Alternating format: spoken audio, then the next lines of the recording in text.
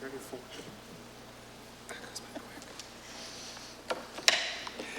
All right, the Kerrville City Council workshop is now in session. Do we have any public comments? No, sir, no one signed up. All right.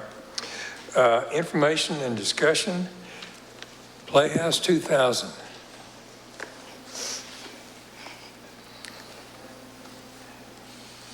Welcome. Thank you very much. Okay. Good afternoon. Good afternoon. Good afternoon. Just on the basis of formality, my name is Jeffrey Brown. I'm the Executive Director of Playhouse 2000 and the Callow Theater. We are the managers on behalf of the City of Kerrville of the Kathleen C. Callow City Center for the Performing Arts. I am very, very pleased. In the seat. Uh-oh. Maybe I pushed my button prematurely.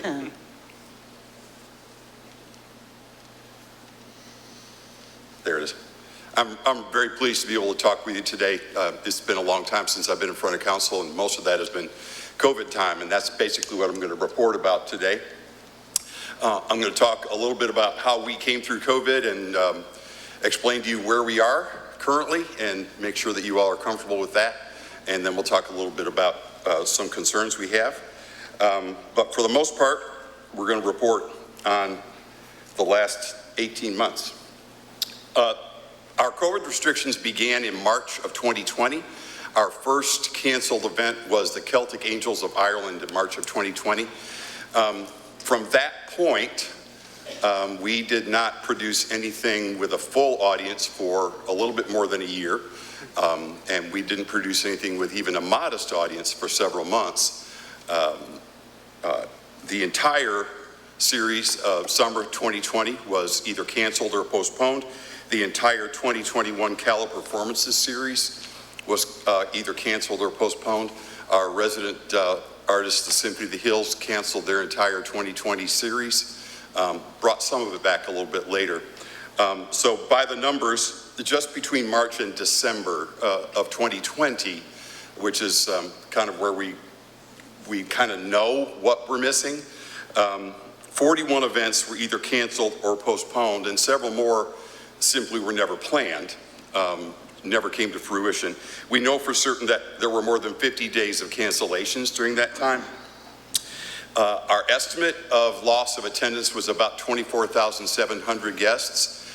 Based on our history, that means there were probably about 18,000 fewer visitors to Kerrville based on our closure.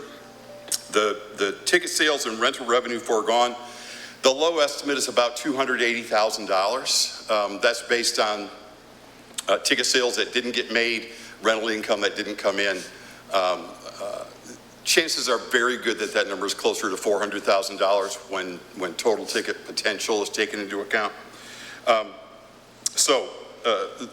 I should mention cancellations and postponements and non-events, events that might have happened but have not happened, are continuing even as we speak. We know for certain that there are renters who are not using the building right now, but we are working hard to get back open on a full basis. It's very difficult to calculate the total loss in anything like specific numbers, but the numbers I gave you are our estimate of where income fell short. The good news is that we were able to, I forgot to be pushing the buttons. Sorry about that. The good news is that during that time, we continued to generate unearned revenue from a variety of sources. $33,800 came in two separate emergency fund drives that we held over the course of a little bit more than a year. We did receive $41,600 in payroll protection program, what were called a loan, but forgiveness has already been achieved on that one. At the beginning of this year, we also received a second PPP note, $41,200, and just received notice last week that that one was also forgiven. We received about $44,000 in grants from foundations. All of those things helped us to maintain the viability of the company while we were closed. So there were a lot of help. Our total operating expenses during 2020 were about $471,000. The important thing for us is that we were able to maintain all of our permanent staff. We did lose quite a lot of temporary staff, stagehands, for instance, and we're still recovering from that. But all of our permanent, either part-time or salaried staff was retained during the entire year of 2020, and that was important to us. So operating costs outside of payroll were also reduced significantly, a little bit more than $60,000 across the year, mostly from reducing all of our activities to a very minimal amount. For the most part, during the year of 2020, when we were dark, we were either maintaining or upgrading the facility with some grant money that we had, using the hourly payroll that was available to us to make those changes. We replaced the fence, we replaced some toilets in our dressing room, a variety of things that were small but important, I think, and getting them done was a good deal for us. So our net operating income in 2020 was actually positive by about $27,000. Our cash on hand balance was enhanced by achieving a loan from the Economic Injury Disaster Loan Program, the EIDL, quite a significant application. It's a federal program, but that was a $55,000 note that we received. It's about 2% interest, payable kind of like a mortgage. We'll pay it by the month over the next 30 years.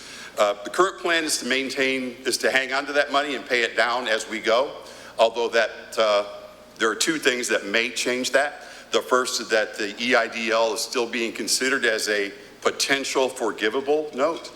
If they forgive it, then that would be income that we can just keep. And it's also possible that using other sources of revenue, we may eliminate that note early. So those are the possibilities there. If we keep it, we'll begin paying that down in 2022.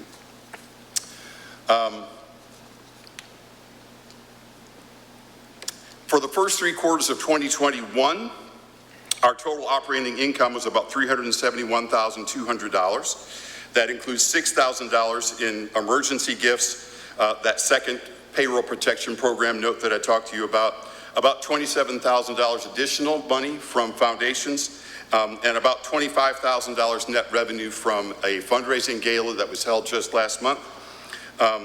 And total operating expenses for the first 3 quarters of this year are about $381,500. We do have negative net operating income for the first 3 quarters of this year of about $10,000. Our budget for 2021 took into account the possibility of having negative net revenue of as much as $50,000 across the year. We are still seeing the effects of COVID reluctance, I think is the way I would refer to it, and will probably for another couple of years. So in fact, being negative about $10,000 over the first 3 quarters is actually a positive for us. That means we're about $30,000 ahead of where we had thought we might be at this point. Our available operating cash as of the end of the 3rd quarter was about $105,600. Our goal for 2020 was to do as much as we could to have $100,000 on hand heading into 2021 in order to absorb the $50,000 potential loss and make room for that. We achieved that goal at the end of 2020, and we've been running fairly stable ever since. At least stable in terms of finances. We have projected to have as little as $25,000 cash on hand at this point. So I feel pretty good about where we are in terms of financial liquidity. Over the COVID period, some highlights of what we did. Back in May of 2020, we did our first and actually only online live stream. A lot of the product that we present is not available to be presented over the internet, but Shakespeare is. Shakespeare's been around a long time, so we can do that one. We did live stream our production of King Lear last year. It was very successful and very well received. In November of 2020, we presented a socially distanced audience for the first time. We brought Sandy Patty to Kerrville, and she played in front of about 800 people across 2 performances, which was very nice.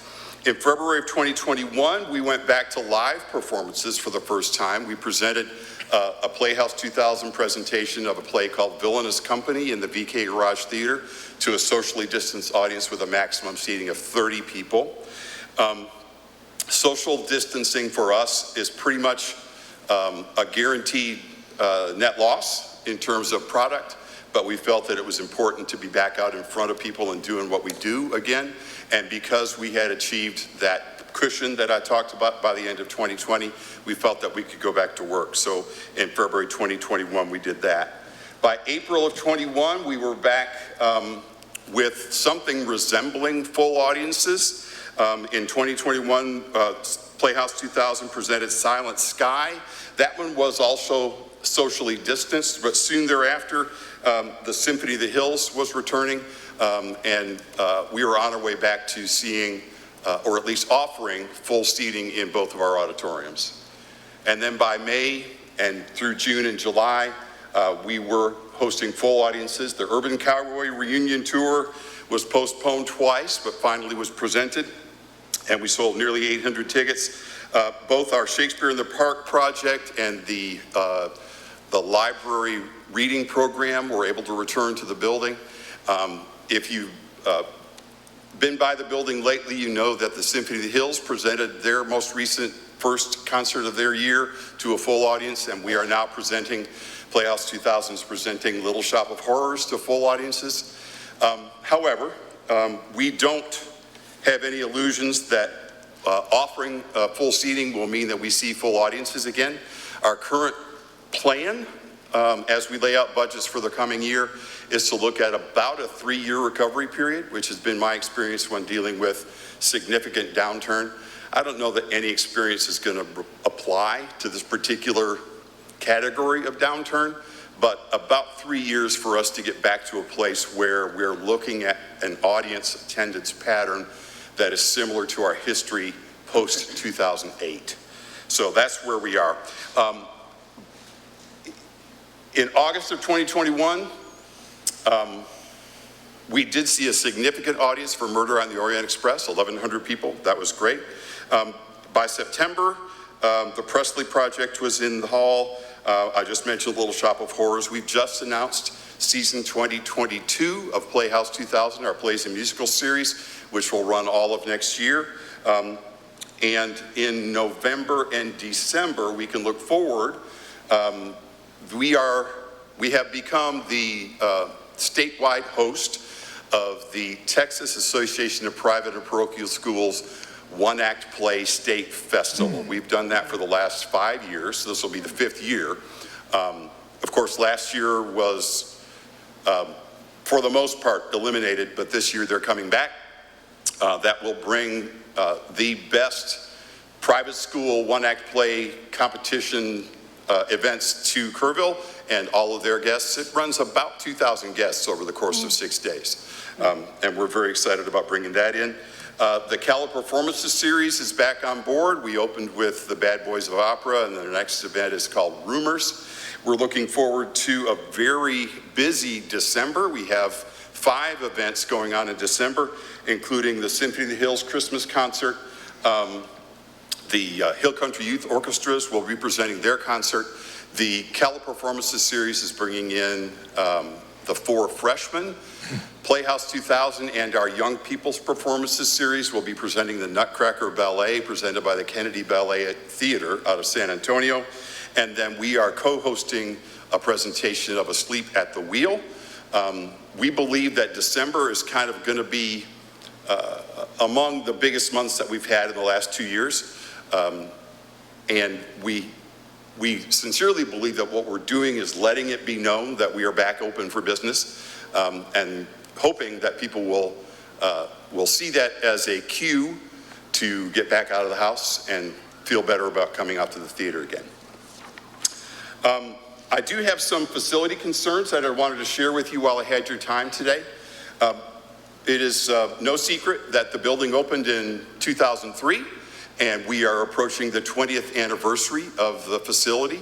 20 years for any facility means that there are some things that need to be considered The biggest one for us right now is the roof. There are some leaks from a combination of age and storm damage. Our attempts to correct that situation has not been very successful. We have had some water incursion. I know that Kyle wants to talk about that a little bit, but I'm going to continue on through this list and then bring him up to talk about that. The HVAC systems we've been keeping an eye on since our 15th anniversary, and we are swiftly, I believe, approaching the end of the useful life of the HVAC system, so that needs to be looked at, in my opinion. The parking lot plantings were badly damaged during the ice storm of last year. We've invested about $5,000 in cleanup, making sure that things that were broken, damaged, and dead were gone. But now we need to look at the next step. I'm hopeful that over the fall months we'll be able to replant a lot of those things and or change the planting. There was some talk about whether we should move to a more xeriscaped kind of a look. So we're looking for some design ideas along that line. And one that has become very kind of public, the lighted sign has developed, the lighted sign, which is our marquee out in front of the building, has developed a power supply failure so that one of the sides of the lighted sign no longer lights, which makes it useless. Unfortunately, being a 20-year-old sign, there are no replacement parts that we've been able to identify.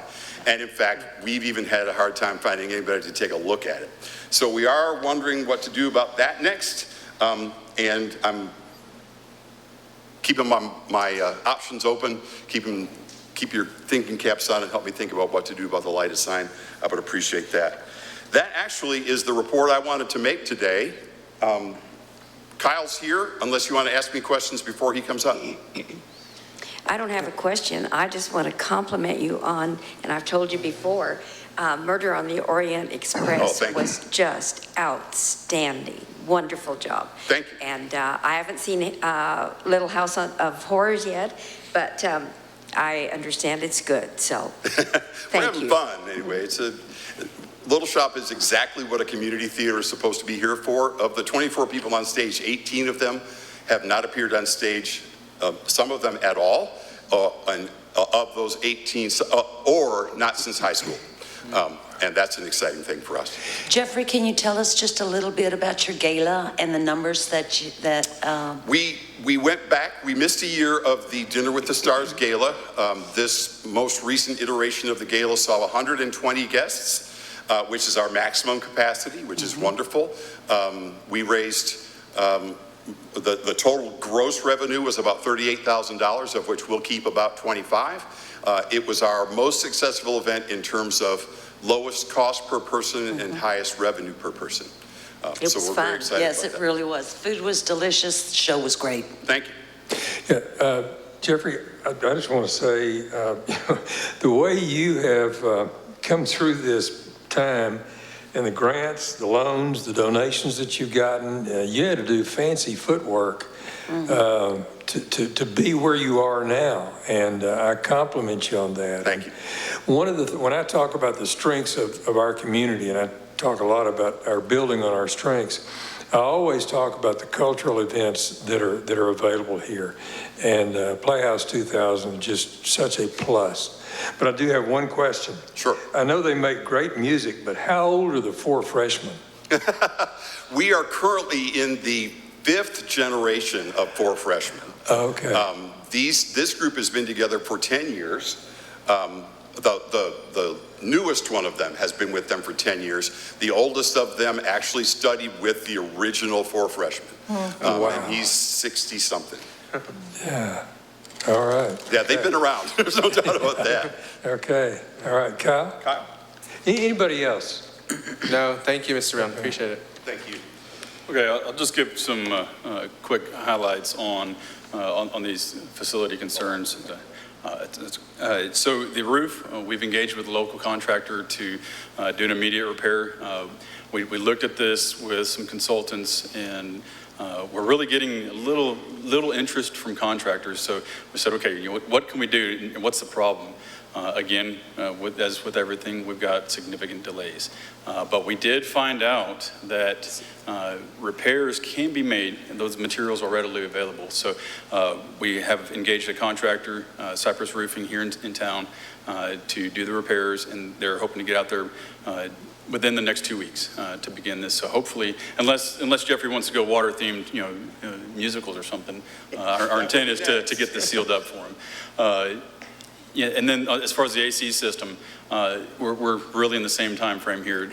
Materials are not available. We've got long lead times. So staff is doing the minor repairs necessary. Correct me if I'm wrong, I think we're about a quarter of that system working right now. So it's very, very high on our list. And so we are engaging with a consultant to do one project with the roof and AC repair, all inclusive as one, to get this done, get it bid.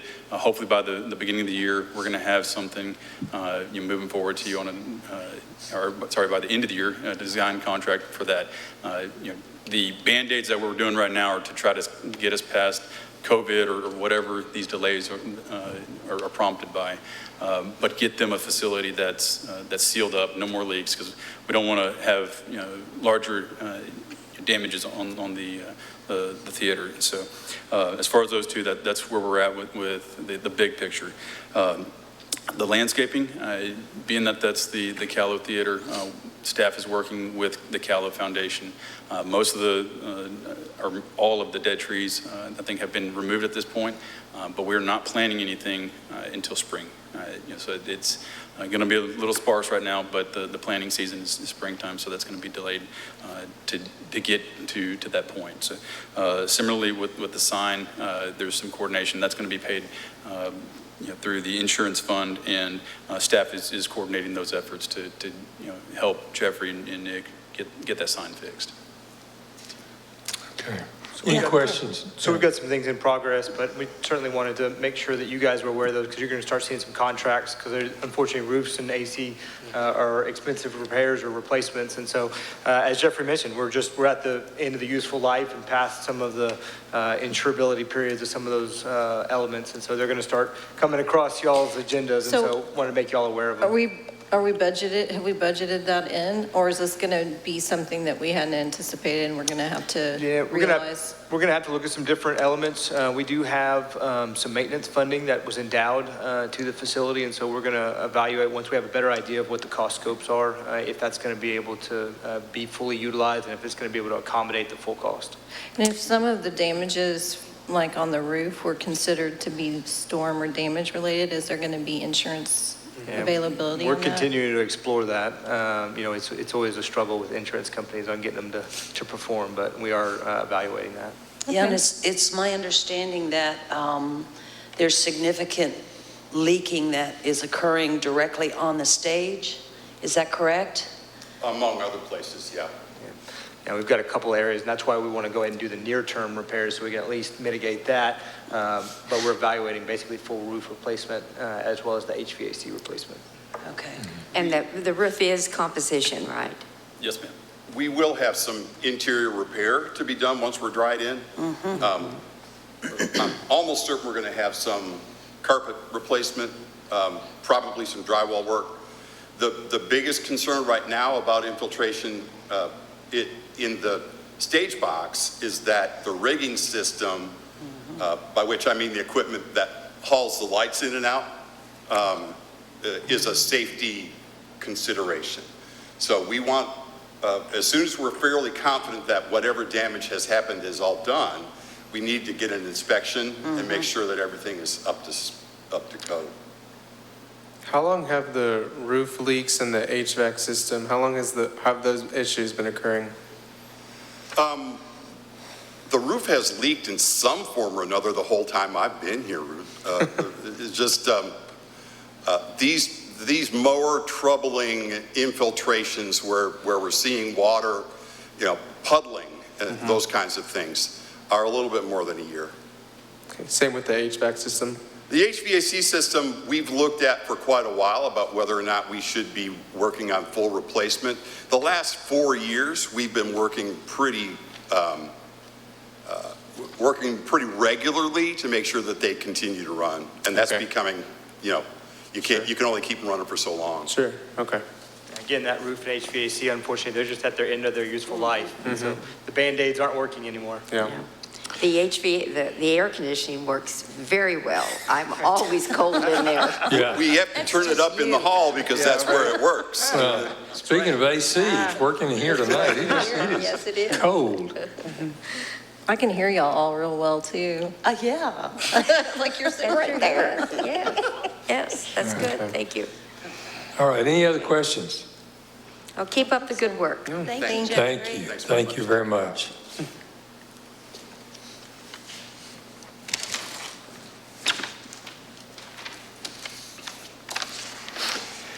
All right.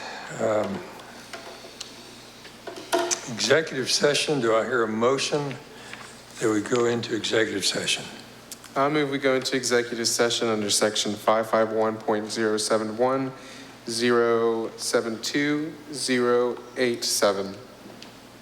All right. Do I hear a second? I'll second. Okay, we got a second. All in favor, let me know by the raised hands. All right, and we will head upstairs for the executive session.